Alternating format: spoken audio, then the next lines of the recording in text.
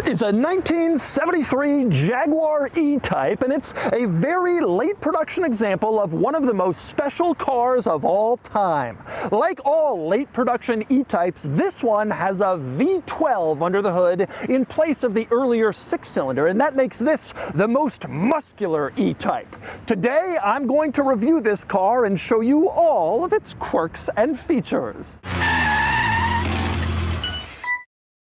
Before I get started, big news, this E-Type is currently for sale and it's being auctioned live on Cars and Bids. Like I said, this is a late production V12 E-Type in the cool and quirky coupe body style with a nice color combination, and it can be yours on Cars and Bids. So once you finish watching this video, click the link in the description below to visit the live auction for this E-Type, where you can bid on it and buy it only on Cars and Bids. All right, time for the quirks and features of the E-Type. This is a very special, iconic car with a lot of interesting quirks, and I'm going to go through them, but first, let's give some background. So the E-Type debuted in the early 1960s, and it replaced the also famous Jaguar XK120 and XK150. These cars in the 50s had sort of the same reputation as the E-Type did later, a beautiful car that was kind of at the top of the performance level in its day. These XK models were absolutely beloved sports car icons throughout the 1950s. Replacing them was difficult, but the E-Type did a pretty impressive job when it debuted, because the E-Type is absolutely gorgeous. Now, that was especially true of the earlier E-Type models with the shorter wheelbase compared to this car, and I'll get into those distinctions in a little bit. But when the E-Type was first debuted, it was absolutely show-stopping, and reportedly, Enzo Ferrari remarked that it was the most beautiful car he had ever seen. That is not confirmed, but the story is told very frequently and very constantly, and it makes sense because the E-Type really is an absolutely beautiful car, and it always has been. And it was athletic. Even the original E-Type models in the early 1960s with the straight 6 engine was at about 265 horsepower, which would have been considered pretty muscular for the period. And even back then, the Corvette horsepower range was about 230 horsepower in the base model to about 315 horsepower in the top, most powerful, fuely Corvette of that era. So the E-Type right in the middle at 265 was a competitive European rival with good power, and the performance numbers were impressive too. 0 to 60 in the original E-Type models was somewhere in the mid to high 6-second range, pretty good for the early 60s, and the top speed was reportedly around 150 miles an hour, which would have been amazing in that time period. Now, I mentioned that the early E-Type models had 6-cylinder engines, but this one has a V12. So let's talk through how that happened. So the original E-Type models were all 2-seaters, and there were 2 body style offered. There was a 2-seat Roadster, a convertible, and then there was a 2-seat coupe, and those are the only ways you could get your E-Type. Now, later in the 1960s, Jaguar began offering a 2+2, in other words, a 4-seater that was only offered on the coupe body style. And there were various other revisions made to the E-Type throughout its production run, but undoubtedly the most significant change came in 1971 when Jaguar added a V12. And this did not become optional. Instead, it fully replaced the previous straight 6. The 6-cylinder was gone. The V12 was now the standard of the E-Type. Now, the V12 didn't add significantly more power, only about 10 more horses, but it added more torque, made for better performance, and it was just plain cooler in the 1970s to have a V12 instead of, well, the ho-hum 6-cylinder, even if the V12 wasn't really that much faster. The other thing Jaguar did when the V12 debuted was all E-Type models switched to the long wheelbase body style that had debuted a few years earlier on that 2+2 coupe model. So now all of the V12 E-Type coupes had that long wheelbase 2+2 body. It wasn't just an option as before, and even the Roadster got this long wheelbase body, even though it retained the 2-seat configuration. facelift. Now, adding the V12 definitely gave the E-Type a cool new dimension to the whole situation, and you would think that the result is these V12 late production models are the most desirable. But the drawback was that moving to the long wheelbase body style kind of diminished some of the beauty of the earlier cars. People prefer the short wheelbase E-Type look, even though, of course, the V12 is kind of the cool party piece in the later cars. So these models, they're called the Series 3 E-Type with the V12. They're not quite as desirable despite the big powertrain, because a lot of the reason people love this car is its beautiful design, and the V12 and the long wheelbase kind of messed with that design a little bit. With that said, even the V12 cars really are beautiful. This is still a very attractive car, and as you can imagine, it is loaded with interesting quirks and features, and you can see one of the primary ones, especially on the outside, right here, opening up the hood, getting at the engine. It wasn't just a panel that removes. You can see the entire front clip of the car basically folds forward to reveal the V12 underneath, or the six-cylinder in the case of the earlier cars. There's no fixed bodywork up here. The fenders, the bumper, it all removes as one big hood panel to reveal the engine underneath, which is pretty crazy. Now, the other interesting thing is that these late production E-Type models had to comply with US bumper regulations that were getting stricter, and the result was these giant rubber additions to the bumpers that really didn't look that great. Interestingly, that means when you fold the hood forward in a US car, the hood just sits on top of these ugly, big, protruding US bumpers, whereas in European models, the hood would just open up and rest slightly before hitting the ground so it didn't damage the chrome brightwork on the front of the car. But amazingly, the hood up front isn't the quirkiest opening thing in the E-Type. That honor goes to the tailgate. So like I said, two body styles in the E-Type. The Roadster, the convertible, just had a traditional trunk, but the coupe had this swept back teardrop shape and then a tailgate, a hatchback, except it wasn't a hatchback. Instead, in back here, it's a door. And the opening process is crazy. There's no keyhole back here like in every other car with a hatchback or a trunk from this era. There's no button to push to open it up. Instead, the way you open this is you get inside the car and over on the passenger side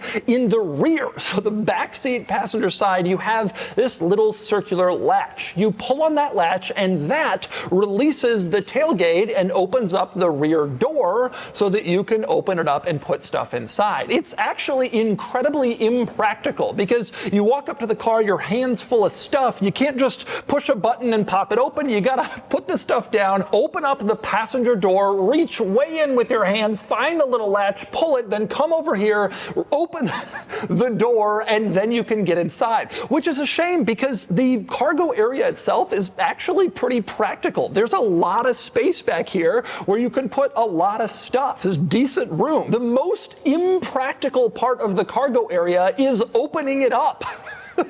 The rest of it is actually pretty practical. It's not something that you usually see when it comes to an area for storage. Now, the other interesting thing back here, you can see there's a little latch kind of on the bottom on the floor, and if you pull it up, this panel actually completely lifts out and reveals asymmetrically. Over on the side, the spare tire is placed here, as you can see, along with some other ancillary stuff. So you do have a spare tire, tools are kept under here, you can get access to the cargo area this way. Now, when you close the door in back, you will notice some interesting badging on the back. In fact, it's pretty cool. It almost looks like jewelry, this sort of chromed badge, Jaguar at the top, and then E-Type, and then V12. You can see this sort of cool, stylized V12 badge to kind of brag over the earlier E-Type models with their paltry six-cylinder. I do want to make one point about the name of this car, E-Type. That was the official name that Jaguar gave it. However, when the car was sold here in North America, the importer decided to sort of rechristen it as the XKE. And the thinking was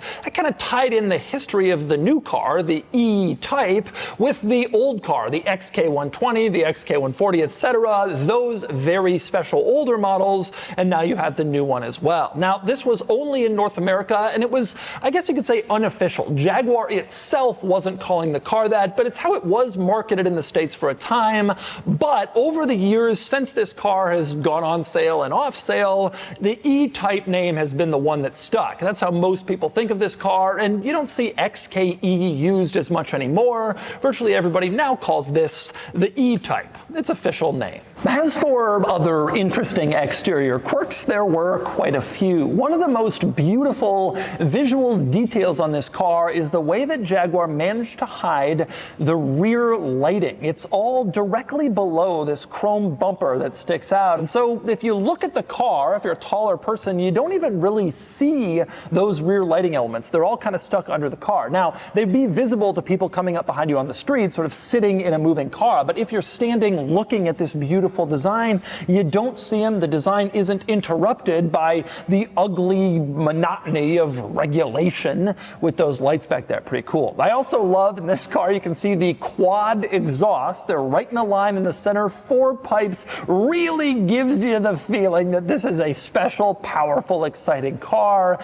And indeed it is. Now, in my opinion, the thing that people loved the most about the E-Type, the design element that was the most beloved, was the fenders. You had these beautiful fender arches that curved over the wheels that were set kind of inward in the car. It was just such a perfect look. Absolutely gorgeous. And you can clearly see it in this car with the rear wheels. They're sort of tucked inside the fender, which has this beautiful archway shape over the wheel and tire. It is gorgeous. And in fact, I think that's probably the biggest drawback of the look of the V12 cars. With the stretched wheelbase up front, you had a longer hood, a longer front end, and it kind of removed some of the effect of a similar wheel arch design that the shorter cars had. And that gave it not quite the same beautiful look as those short wheelbase cars. But like I mentioned, still an absolutely beautiful car in any wheelbase configuration. And next we move inside the E-Type, where there's a lot of cool stuff to talk about, starting with just how charming and old school this interior feels. I love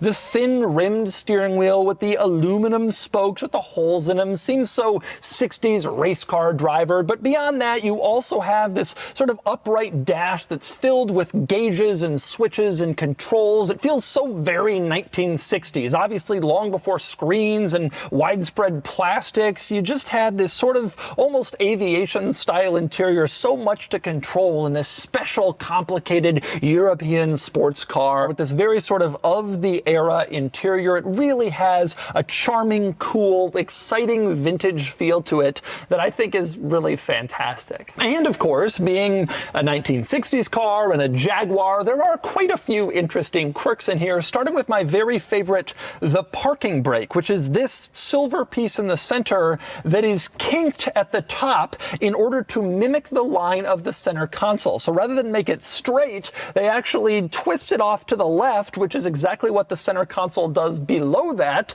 in order to sort of mimic that line. It's actually kind of nice attention to detail, but it's sort of ridiculous. Nobody else did that. And actually, you could have just made the parking brake smaller and avoided the kink altogether, but that wouldn't have been Jaguar in this day. I also absolutely love the climate controls in this car, which are totally nonsensical. You can see several of them right here, and they're all completely different. No effort was made for uniformity in terms of labeling. You can see 3 different types of labels on these 3 climate controls, or in terms of material. The upper one looks like these plastic sort of switches that pull out. The bottom 2 are both dials, but one is silver and small. The other one is black and big, and they're not even really logically placed, because you also have another set of climate controls completely on the other side of the dashboard, where you can see, again, no consistency in labeling, materials, or sizing.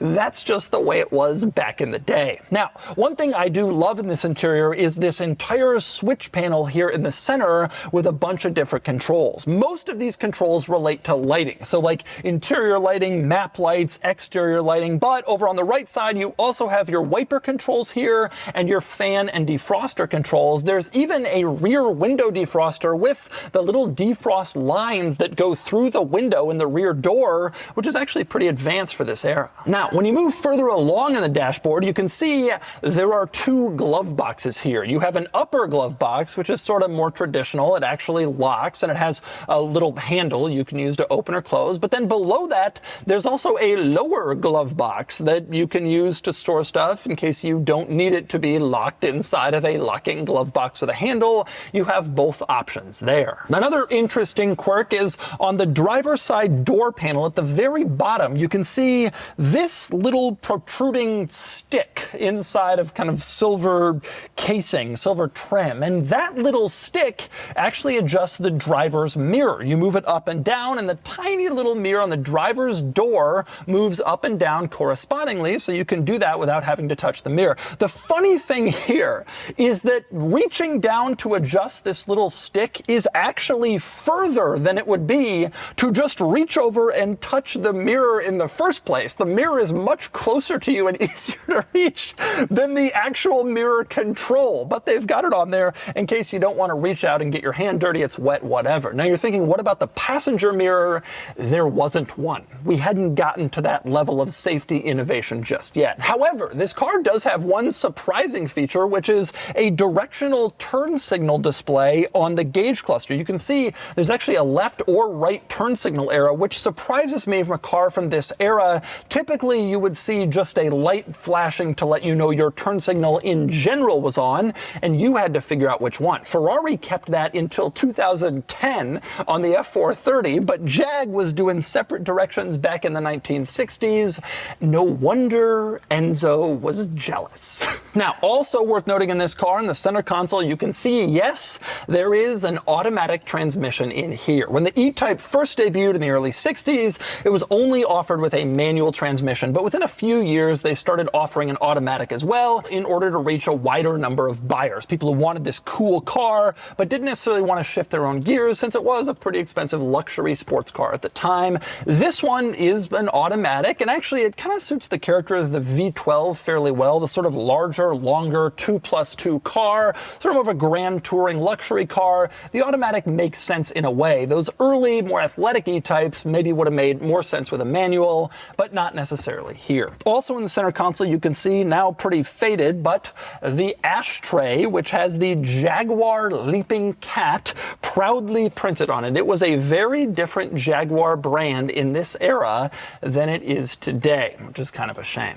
Now, as for the back seats, there's really not all that much going on back there, and that's because you can't really even use them. They're so tiny. You can see there is basically zero legroom in the back seats of this car. It's kind of funny because it was a bit of a compromise creating a 2+2 four-seater E-Type. They stretched the wheelbase, it didn't look as nice, all for these back seats, which are basically unusable anyway. Now you're thinking, why didn't they just push the seat back further, get more legroom? And that's because then you would have started to compromise on headroom. The further you push the seat back, the more the rear occupant's head is hitting the roof of this teardrop body design, and so it just wouldn't have really worked all that well. So you were going to make a trade-off somewhere. They chose legroom. As a result, rear seats not particularly usable, but they are there, and it's a little bit more practical car than the earlier two-seater E-Type models. Possibly the only interesting quirk in the back seat, aside from the latch to open the rear door, is the rear window's vent. They don't roll down,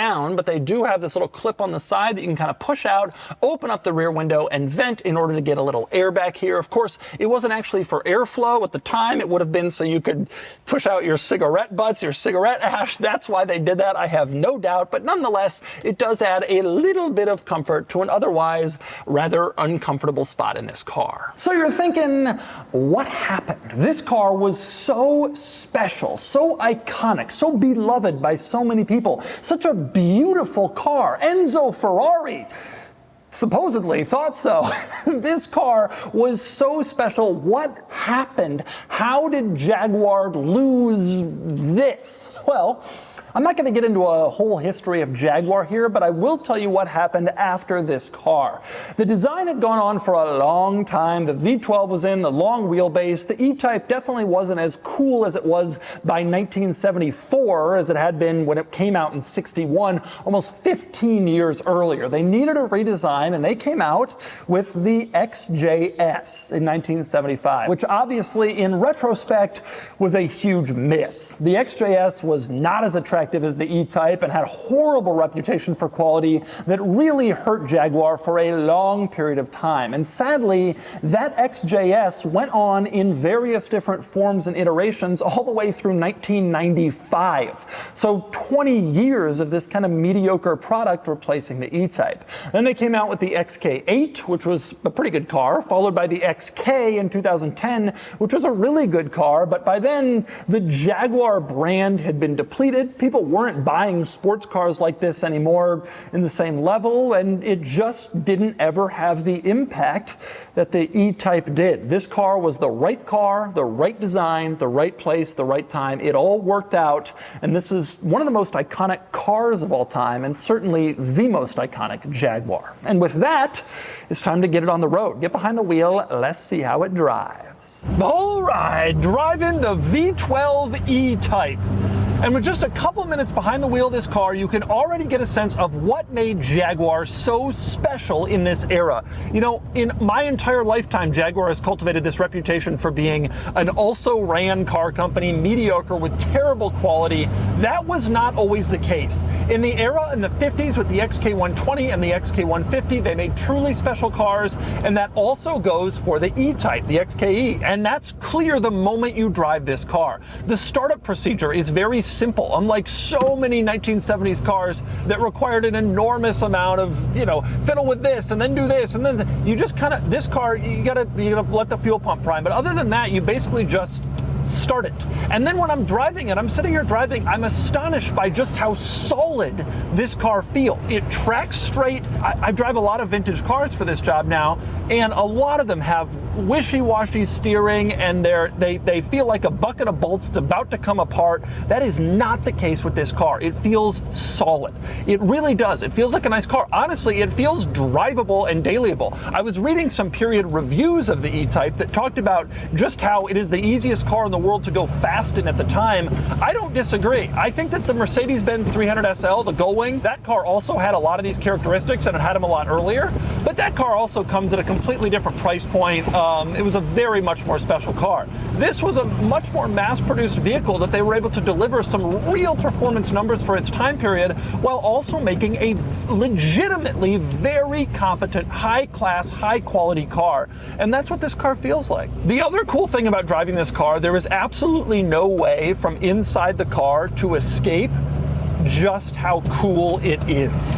I look out, I'm driving this car, and I'm looking out over the hood, and you have this long hood with this giant, like, power dome bubble in the center, and it just looks so cool. Meanwhile, when you look back, you can see the sort of curved rear glass wraparound that was distinctive of these coupes, and I think that makes this car cool too. Now getting on it, and again, smooth powertrain, smooth delivery, picks up speed quickly. This powertrain is great. It really is. It's very smooth. It is not fast. I would not drive this car and consider it to be a fast car, but it's quick enough. It certainly doesn't feel like some 60s, 70s cars would be beaten by a Toyota Corolla today. That's clearly not the case here. There's good mid-range torque, there's good mid-range power. It feels relatively quick. Regardless, this is fun. This is so cool. It's such a cool experience. You have this beautiful car, you're looking out over this great hood, and I truly feel like this car is quite drivable, like pretty usable in a pretty impressive way. I mean, I'm cruising here at probably, well, the speed limit, no higher, but it just feels like it's totally capable of sitting there. It delivers a surprisingly comfortable experience without a lot of stupid rattling and stuff from the interior, and it's fun. Like, this is a fun car, even with an automatic. I mean, this car is just plain cool. It just really is. It's cool. Now, I will say, in terms of handling and such, it really isn't at the level of a modern car. The steering precision isn't there. You do have some float in the driving experience that you have to kind of be constantly correcting for and paying attention to. Not a big deal, not a big issue, and certainly less, like I said, than a lot of cars from this era, but it does underscore that like a true purpose-built mid-engine sports car from this era, like the Countach, is just a little bit more focused. You know, this car has its roots in the early 60s, so you don't necessarily expect it to be able to equate to 70s or early 80s cars, but it's a similar sort of vibe by modern standards, and you can kind of see how car development happened. And this car, though wonderful in its period, obviously by modern standards is like a little bit slow, a little bit floaty, etc. but it makes up for it with this beautiful vintage charm. And the cool thing I really think about this car that is special to me is that you don't have to put up with a lot of old car BS in order to own this car. It seems like it drives easy, it's fun, it's relatively easy to figure out and start. I'm sure there's issues in reliability. I mean, at this point, it's a 50-year-old car, but I find this car to be exceptionally fun, really exciting. Just like a fun car. Just really a good, fun car. And so that's the V12 Power Jaguar E-Type, or XKE. It may not be as beautiful as the shorter wheelbase or 6-cylinder models, but this is still a gorgeous car, and the V12 under the hood makes it extra special. I'm thrilled I finally had the chance to review an E-Type, and you can get this one on Cars and Bids. Anyway, now it's time to give this Jag a DougScore.